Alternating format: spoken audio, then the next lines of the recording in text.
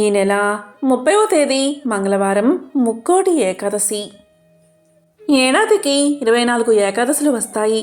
సూర్యుడు ఉత్తరాయణానికి మారే ముందు వచ్చే ధనుర్మాస శుద్ధ ఏకాదశిని వైకుంఠ ఏకాదశి లేదా ముక్కోటి ఏకాదశి అంటారు. సూర్యుడు ధనస్సులో ప్రవేశించిన అనంతరం మకర సంక్రమణం వరకు జరిగే మార్గం మధ్య ముక్కోటి ఏకాదశి వస్తుంది. ఈ రోజున వైకుంఠ వాకిళ్ళు తెరుచుకుని ఉంటాయని వైష్ణవ ఆలయాల్లో గల ఉత్తర ద్వారం దగ్గర భక్తులు తెల్లవారుజామునే భగవద్ దర్శనార్థం వేచి ఉంటారు. ఈరోజు మహావిష్ణువు గరుడ వాహనారూఢుడై 3 కోట్ల దేవతలతో భూలోకానికి దిగివచ్చి భక్తులకు దర్శనమిస్తాడు. అందుకే దీనికి ముక్కోటి ఏకాదశి అనే పేరు వచ్చింది అంటారు. ఈ ఒక్క ఏకాదశి 3 కోట్ల ఏకాదశులతో సమానమైన పవిత్రతను సంతరించుకున్నందువల్ల దీన్ని ముక్కోటి ఏకాదశి అంటారని కూడా చెబుతారు. ఈ ముక్కోటి ఏకాదశి రోజే హాలాహలం, అమృతం రెండూ పుట్టాయి. ఈ రోజునే శివుడు హాలాహలాన్ని మింగాడు. మహాభారత యుద్ధంలో భగవద్గీతను కృష్ణుడు అర్జునుడికి ఇదే రోజున ఉపదేశించాడని ఒక నమ్మకం కూడా ఉంది. ఈరోజు రావి ఆకుతో ఈ చిన్న పరిహారం చేస్తే చాలు, లక్ష్మీనారాయణల అనుగ్రహం మీకు కలిగి అష్ట ఐశ్వర్యాలు భోగ భాగ్యాలు కలుగుతాయి. మరి రావి ఆకుతో ఏ పరిహారాన్ని పాటించాలో ఇప్పుడు ఈ వీడియోలో తెలుసుకుందాం. శ్రీ మహావిష్ణువుకు ఎంతో ప్రీతిపాత్రమైన రోజు ముక్కోటి ఏకాదశి. దీనినే వైకుంఠ ఏకాదశి అని కూడా పిలుస్తారు. ఏడాదికి 24 ఏకాదశులు వస్తాయి. సూర్యుడు ఉత్తరాయణానికి మారే ముందు వచ్చే ధనుర్మాస శుద్ధ ఏకాదశిని వైకుంఠ ఏకాదశి లేదా ముక్కోటి ఏకాదశి అని పిలుస్తారు. ముక్కోటి ఏకాదశి రోజు మీ ఇంట్లో రావి ఆకులతో ఇలా చేశారంటే లక్ష్మీనారాయణల ఆశీర్వాదం కలిగి సకల ఐశ్వర్యాలు కలుగుతాయి. మరి రావి ఆకుతో ఏ పరిహారాన్ని పాటించాలో ఇప్పుడు తెలుసుకుందాం. శ్రీ మహావిష్ణువుకు ఎంతో ప్రీతిపాత్రమైన రోజు ముక్కోటి ఏకాదశి. దీనిని వైకుంఠ ఏకాదశి అని కూడా పిలుస్తారు. ఈ ముక్కోటి ఏకాదశికి ఉన్న ప్రత్యేకత ఏంటి అంటే, ఈ ఒక్క ఏకాదశి రోజు మనం ఉపవాసం ఉంటే 3 కోట్ల ఏకాదశుల్లో మనం ఉపవాసమున్న ఫలితం దక్కుతుంది. అంతేకాదు, సంవత్సరంలో వచ్చే అన్ని ఏకాదశులకు ఉపవాసం ఉన్న ఫలితం దక్కుతుంది. అందుకే మీరు ఏ ఏకాదశికి ఉపవాసం ఉన్నా లేకపోయినా పర్వాలేదు, ముక్కోటి ఏకాదశి రోజు మాత్రం తప్పకుండా ఉపవాసం ఉండండి. ఈరోజు అన్నాన్ని తినకూడదు. పళ్ళు, పళ్ళ రసాలు, పాలు తీసుకోవచ్చు. శ్రీ మహావిష్ణువు శ్రీదేవి భూదేవి సమేత గరుత్మంతుణ్ణి వాహనంగా చేసుకుని వైకుంఠంలో ఉత్తర ద్వారం దగ్గరకు విచ్చేస్తారు. అప్పుడు ముక్కోటి దేవతలు విష్ణుమూర్తిని దర్శనం చేసుకుంటారు. అందుకే దీనిని ముక్కోటి ఏకాదశి అని పిలుస్తారు. ఈరోజు భక్తులు లక్ష్మీనారాయణలను భక్తి శ్రద్ధలతో ఆరాధిస్తారు. ఇలా ఆరాధించడంలో దీపారాధనకు ఎంతో ప్రాముఖ్యత ఉంటుంది. కొంతమంది తెలిసి తెలియక దీపారాధన సమయంలో చిన్న చిన్న పొరపాట్లు చేయడం వల్ల ఫలితం శూన్యంగా మారుతుంది. చాలామంది తెలియక దీపారాధనను అలాగే భూమిపై వెలిగిస్తారు. దీపారాధన అలా నేలపై నేరుగా వెలిగించకుండా ఏదైనా ఆకుపై వెలిగిస్తే సకల శుభాలు కలుగుతాయి.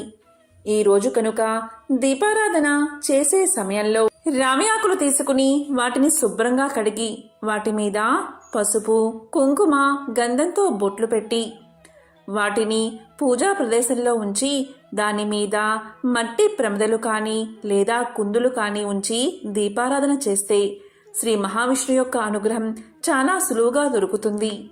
త్రిమూర్తుల స్వరూపం రావి చెట్టు అని మన పురాణాలు చెబుతున్నాయి.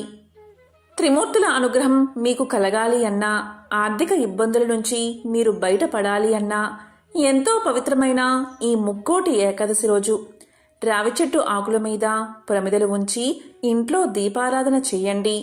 ఇలా చేస్తే ఉత్తమ ఫలితాలు కలుగుతాయి. ఇలా చేసే సమయంలో దీపారాధన ఎలా చేయాలో తెలుసుకుందాం. మీరు రావి ఆకులపై దీపారాధన చేస్తున్న సమయంలో అంటే కాడ అనేది భగవంతుడి ఫోటో వైపు ఉంచాలి. ఆకు చివరి భాగం మన వైపు ఉండాలి. ఈ విధంగా రావి ఆకులు పెట్టి దానిపై ప్రమిదలు పెట్టి ఆవు నెయ్యి కానీ నువ్వుల నూనె కానీ పోసి వత్తులు వేసి దీపారాధన చెయ్యాలి. ఇలా చేస్తే రాహు కేతు దోషాలు తొలగిపోతాయి, శనిబాధలు తొలగిపోతాయి, నవగ్రహాలను సులభంగా ప్రసన్నం చేసుకోవచ్చు. కాబట్టి అఖండ ఐశ్వర్యం ప్రాప్తించి సకల దోషాలు తొలగిపోవాలి అంటే ముక్కోటి ఏకాదశి రోజు ఇలా రావి ఆకును ఉంచి దానిపై ప్రమిదను ఉంచి దీపారాధన చెయ్యండి. రావి చెట్లు ప్రతి ఊళ్ళోనూ ఉంటాయి. వృక్షాలలో రావి చెట్టు విశిష్టమైనది అని పురాణాలు చెబుతున్నాయి. శ్రీమద్ భాగవతంలో సాక్షాత్తు శ్రీకృష్ణ భగవానుడే రావి చెట్టు విశేషమైనదిగా తెలియచేశాడు. పరమ పవిత్రమైన రావి చెట్టు కింద పరమ భక్తులైన హిందువులు తమ ప్రాణాలను సైతం సంతోషంగా విడవడానికి ఇష్టపడతారు. రావి చెట్టు విష్ణు నివాసంగా పురాణాలు చెబుతున్నాయి. ఎవరైతే రావి చెట్టు మొదట్లో నీరు పోసి చెట్టుకు ప్రదక్షిణం చేసి నమస్కారం చేస్తారో వారికి భగవంతుణ్ణి సేవించిన పుణ్యఫలం లభిస్తుంది, ఆయుష్షు పెరుగుతుంది, పాపాలు తొలగిపోతాయి, మోక్షం కలుగుతుంది. ఏ ఊళ్ళో అయితే రావి చెట్లు అధికంగా ఉంటాయో ఆ ఊళ్ళో అందరూ ఆరోగ్యంగా జీవిస్తారు. ఎందుకంటే రావి చెట్టు నుండి ప్రాణవాయువు అధికంగా విడుదలవుతుంది. రావి చెట్టు సమీపంలో నివసించే వారికి ఆయురారోగ్యాలు కలుగుతాయి. అంతేకాదు రావి చెట్టు నుండి వీచే గాలి వాతావరణ కాలుష్యాన్ని పారద్రోలుతుంది. స్వచ్ఛమైన ఆరోగ్యవంతమైన గాలిని మానవులకు పంచుతుంది. కుటుంబంలో ఆపదలు వచ్చినా ఆర్థికపరమైన ఒడిదుడుకులు వచ్చినా వాటిని తొలగించుకోవాలి అంటే రావి చెట్టు ఆకులతో ఈ చిన్న పరిహారాన్ని పాటించండి. మీ ఇంట్లో ధనానికి ఎప్పుడూ లోటు ఉండదు. దానికోసం రావి చెట్టు ఆకులను సేకరించి తోరణంగా చేసి ఇంటి ప్రధాన ద్వారానికి కట్టండి. అవి ఎండిపోయాక వాటిని తీసేసి మరలా ఇలాగే కట్టండి. ఇలా 9 సార్లు చేస్తే ఆ ఇంట్లో అన్ని సమస్యలు తొలగిపోతాయి.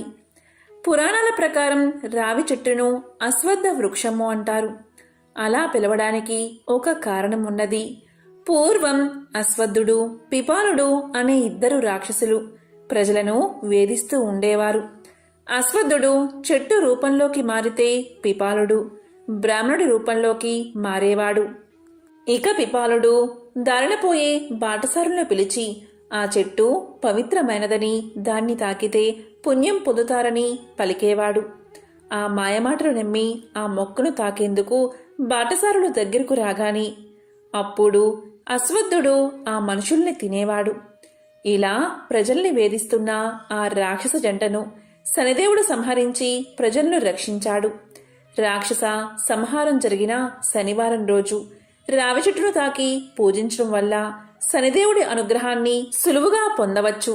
రావి చెట్టుని అశ్వత్థ వృక్షము అంటారు. శనివారం రోజు రావి చెట్టులో లక్ష్మీదేవి కొలువై ఉంటుందని ఒక నమ్మకం. సంతానం లేనివారు శనివారం రోజు రావి చెట్టును పూజించి రావి చెట్టుకు నీరు పోసి ప్రదక్షిణ చేసి ఆ చెట్టును ఆడవారు పొట్ట తగిలేలా హత్తుకుని మనసులోని కోరిక చెప్తే ఆ కోరిక తప్పక తీరి సంతానం కలుగుతుంది. ఇలా మన పూర్వీకులు పాటించి ఎన్నో ఉత్తమ ఫలితాలను పొందారు.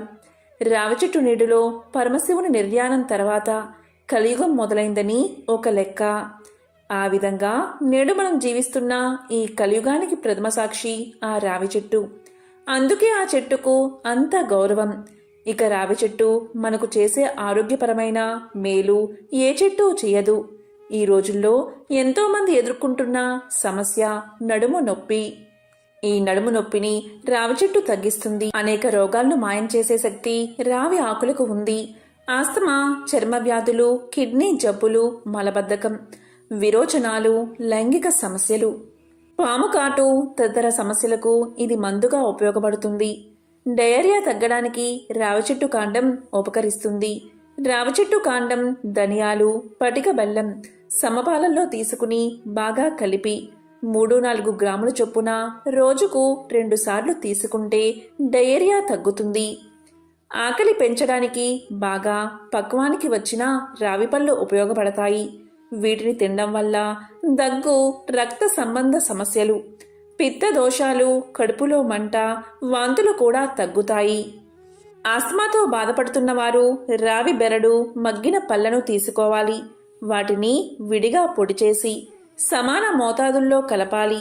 రోజుకు 3 సార్లు దీన్ని తీసుకోవడం వల్ల ఆస్తమా తగ్గుతుంది. ఎండిన రావి పళ్లను పొడిగా చేసుకుని రోజు 2 పూటలా 2-3 గ్రాముల చొప్పున 2 వారాల పాటు తీసుకోవాలి. ఇలా చేస్తే ఆస్తమా త్వరగా తగ్గుతుంది. పాముకాటుకు గురైన వారికి రావి ఆకుల రసాన్ని 2 స్పూన్ల చొప్పున 3-4 సార్లు ఇవ్వాలి. ఇలా చేయడం వల్ల విష ప్రభావం తగ్గుతుంది. లేత రావి ఆకుల్ని తినడం వల్ల దురద సమస్యలు, ఇతర చర్మ వ్యాధులు తగ్గుతాయి. ఈ ఆకుల్ని మరిగించి 40 ml మోతాదులో టీ రూపంలో తాగడం వల్ల మరింత ప్రయోజనం చేకూరుతుంది. నపుంసకత్వం సమస్య నుంచి బయటపడ్డానికి కూడా రావి ఉపయోగపడుతుంది. అదేవిధంగా కాలిమడమలు పగిలినట్లయితే రావి ఆకుల గుజ్జు లేదా వాటి పాలను పగుళ్లు వచ్చిన చోట రాయడం వల్ల మెరుగైన ఫలితం ఉంటుంది. కాబట్టి రావి చెట్టు వల్ల ఎన్నో ఆరోగ్య ప్రయోజనాలు ఉన్నాయి. సూర్యుడు ధనుస్సులో ప్రవేశించిన అనంతరం మకర సంక్రమణం వరకు జరిగే మార్గం మధ్య ముక్కోటి ఏకాదశి వస్తుంది. ఈ రోజున వైకుంఠ వాకిళ్లు తెరుచుకుని ఉంటాయని ప్రతి వైష్ణవ ఆలయాల్లో గల ఉత్తర ద్వారం దగ్గర భక్తులు తెల్లవారుజామునే భగవద్ దర్శనార్థం వేచి ఉంటారు. ఈరోజు మహావిష్ణువు గరుడ వాహనారూఢుడై 3 కోట్ల దేవతలతో భూలోకానికి దిగివచ్చి భక్తులకు దర్శనం ఇస్తాడు. కనుక దీనికి ముక్కోటి ఏకాదశి అనే పేరు వచ్చింది అంటారు.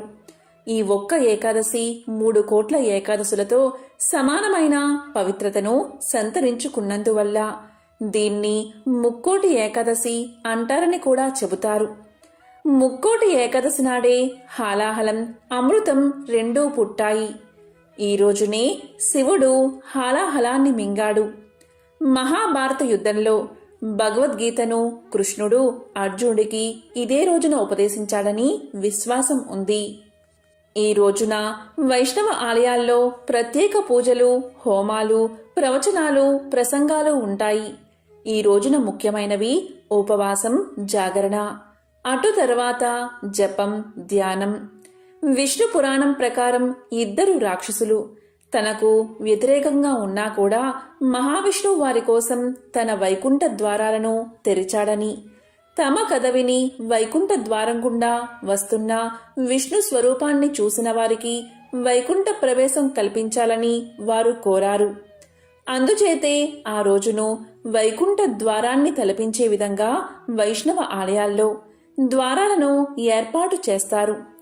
మామూలు రోజుల్లో దేవాలయ ఉత్తర ద్వారాలు మూసి ఉంచుతారు. కానీ ఈరోజు భక్తులు ఆ ఉత్తర ద్వారం గుండా వెళ్లి దర్శనం చేసుకుంటారు. తిరుపతిలో కూడా ఈ రోజున వైకుంఠ ద్వారం పేరిట ఉన్న ప్రత్యేక ద్వారాన్ని తెరచి ఉంచుతారు. ఏకాదశి రోజు ఉపవాసం ఉన్నవారు భోజనం చేయాలి. దీనినే పారణ అంటారు. ఇలా చేస్తేనే ఏకాదశి ఉపవాసమున్న ఫలితం వారికి దక్కుతుంది. ఇక ఆ రోజంతా దైవనామ స్మరణలోనే గడపాలి. ఓం నమో నారాయణాయ అనే మంత్రాన్ని కానీ, ఓం నమో భగవతే వాసుదేవాయ అనే మంత్రాన్ని కానీ పఠిస్తూ ఉండాలి. వీలైతే విష్ణు సహస్రనామాన్ని పఠించండి. వైకుంఠ ఏకాదశి రోజు ఇలా ప్రమిదల కింద రావి ఆకులు ఉంచి దీపారాధన చేస్తే మీ ఇంట్లో సకల శుభాలు కలుగుతాయి.